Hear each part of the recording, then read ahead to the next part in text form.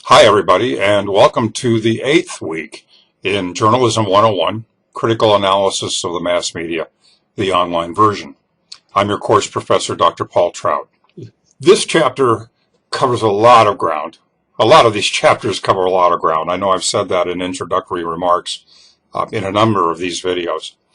And so rather than jump into some of the details in this chapter, I'm going to take license as a university professor and somebody who studies mediated communication and wax philosophically for just a few moments and help perhaps frame your approach to this chapter.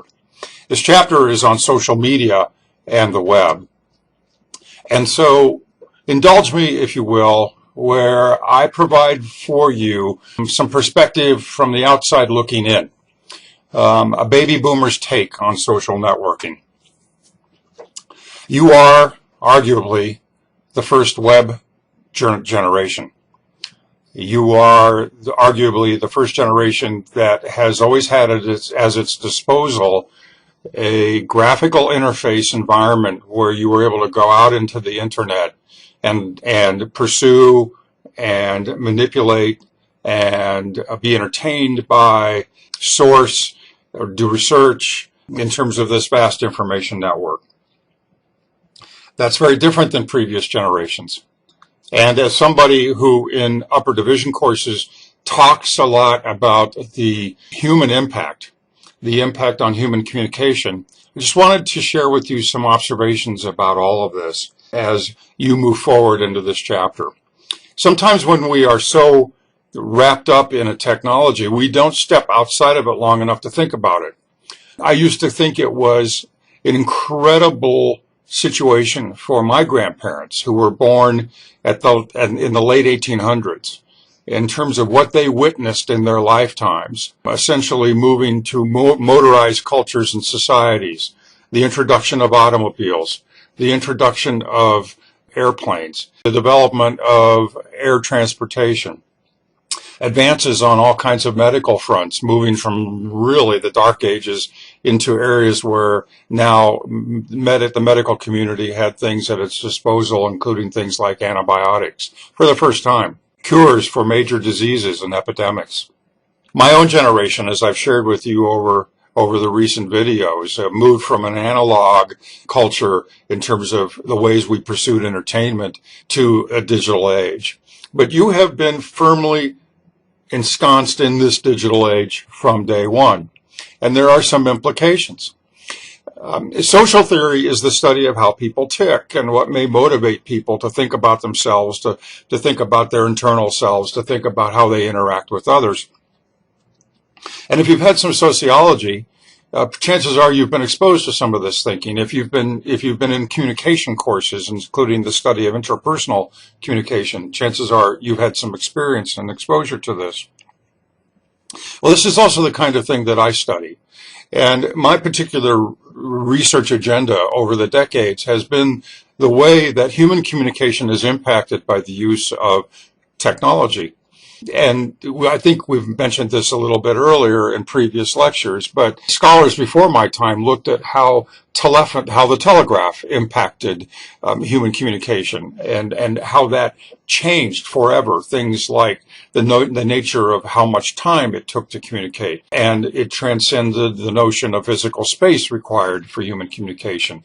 So it eliminated space dimensions and sped up communication. We also talked about in previous discussions about how the telephony, the use of the telephone, even in its earlier analog versions, impacted communication. Communication scholars have often looked at how in traditional forms of communication, people often think about what they're going to say to each other.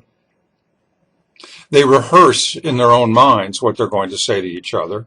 And then given the appropriate social context, given the appropriate physical place that may be a public environment, say a courtroom or a classroom or a business transaction, a business meeting, purchasing something in a grocery store or a department store, that there are contextual rules for how we interact in those situations. There are expectations in terms of how you as an interactant expect the respondent to behave. What we're finding with internet communication What we're finding with social media is that those spaces are in some ways being completely eroded. And what I mean by that is that when most of your communication and a great deal of your communication involves social media networking, that is not an invisible sphere in terms of how to communicate. Most of you haven't thought about it, but there are, and you know these by heart, there are conventionalized rules for how you get into social networking spaces, and there are architectural rules imposed on you by the software developers who create, if you will, the modes and methods by which you move through those environments that help shape the nature of your communication. And what we're beginning to see is that people who spend a lot of time in social networks tend to think of other communication in the same way, often with less than appropriate or less than successful forms of interaction. Earlier scholars have looked at, for example, how television has eroded the notion of private space in everyday lives. Some people have gone so far as to look at programs like Married with Children, a program that predates most of you, but most of you are aware of the program, that aired on Fox and helped build up the Fox television network dynasty. But one of the things that we saw in programs like that were non-traditional images of fathers. And prior to that time, there were generations of television viewers who grew up seeing a very conventionalized and traditional depiction of fathers. Fathers in their public foreground spaces, acting in formal ways, acting as fathers, acting with confidence, sometimes very sexist behaviors, but nonetheless exuding traditional morals and traditions in terms of fatherhood and how fathers behave. We began to see in television characters in the 70s and 80s different takes on fatherhood, and we still see this today, starting with folks like the Al Bundy character in Married with Children, moving forward into the Homer character in Simpsons, and so on and so forth. So we see it both in real television characters as well as animated characters. What some have argued is that with the erosion of those kinds of institutions on television, or with, if you will, the revealing of backstage and private behaviors in terms of father roles, and I'm just talking about fathers here, but the same is true for mother roles, for child roles, for business person roles, for male roles, for female roles. What we've seen as a function of this is the potential eroding of the appropriate public face we put forward in society. And some are attributing some of the decline and the change in family structure to these immersions and these blurring, if you will, of backstage and front stage behaviors in terms of what some people call middle ground behaviors. And so what some are arguing is that social media are eroding even further these traditional notions of foreground and background behavior. Now, this is not to say that this is necessarily a bad thing. This is not to say that this isn't something that has been ongoing as technological developments unfold over the last centuries, for that matter, going back to the printing press. But it does impact communication, and it's important as students of communication and students of mediated communication that we think a little bit more about how it impacts communication.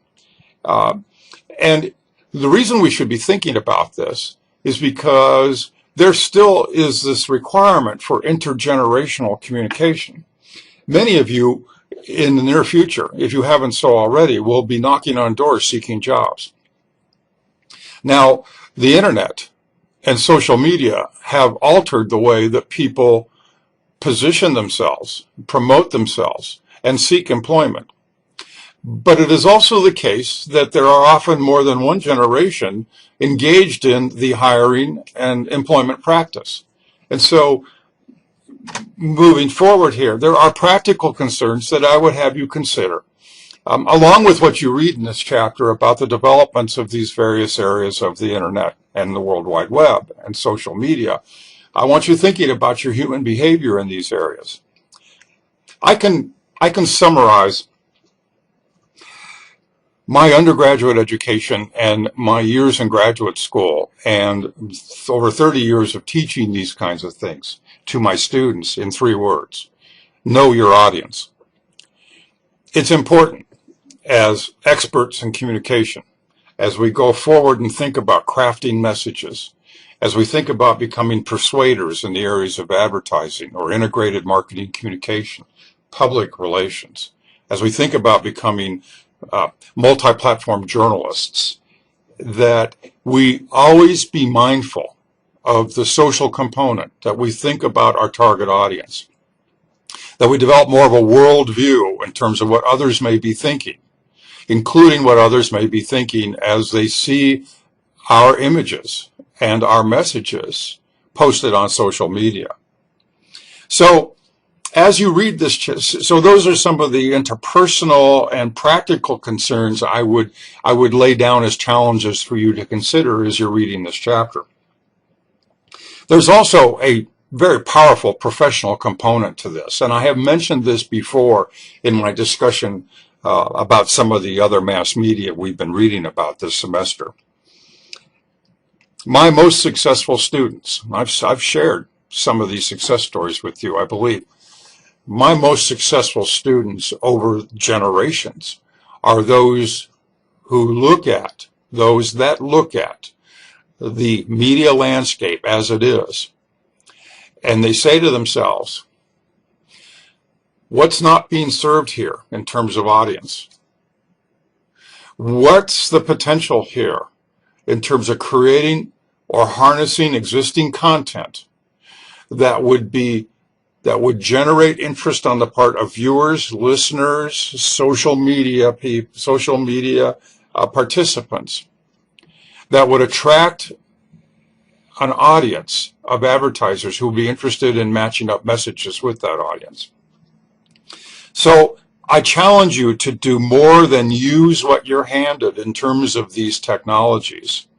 But the brightest and best among you will think about new ways to attract buyers to sellers and to know how to do the research or pull people in with that area of expertise so that you can measure the impact and the behaviors and the inclinations of audiences that would be attractive to advertisers. Because that's where the money's always going to be made in this business. We all have aspirations we all had aspirations, I did too, in terms of being a performer on air. My interest was in radio and then in consumer affairs reporting in terms of television, because that was very popular and in demand at the time, back in the 70s. You all have your performance aspirations as well, but I want you to think of, many of you do, but I also want you to think about how can I re-envision what's going on in terms of the World Wide Web and social media and take this industry to the next level. Those are some of the things that I want you to consider as you read this chapter and think about your future in these industries. Thanks for listening. Enjoy the chapter. I'll get back to you when we start Module 9. Thank you.